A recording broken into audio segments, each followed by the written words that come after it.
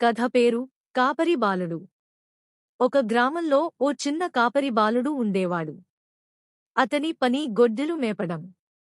రోజు విడిచి రోజు అతను విసుగు చెంది గ్రామ ప్రజలతో ఆటలాడాలని నిర్ణయించాడు.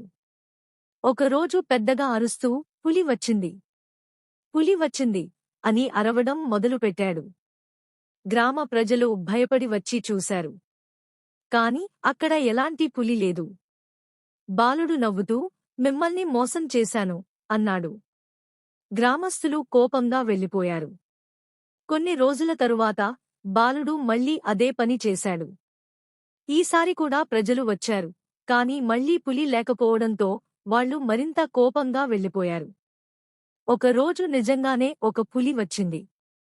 బాలుడు భయంతో అరవడం ప్రారంభించాడు, పులి వచ్చింది, సహాయం చేయండి అని. కాని ఈసారి ఎవ్వరూ అతని మాట నమ్మలేదు. చివరికి పులి అతని గొడ్డలను తినేసింది. నీతి: ఒకసారి తప్పుడు మాట చెప్పినవాడిని నిజం చెప్పినప్పుడు కూడా ఎవ్వరూ నమ్మరు.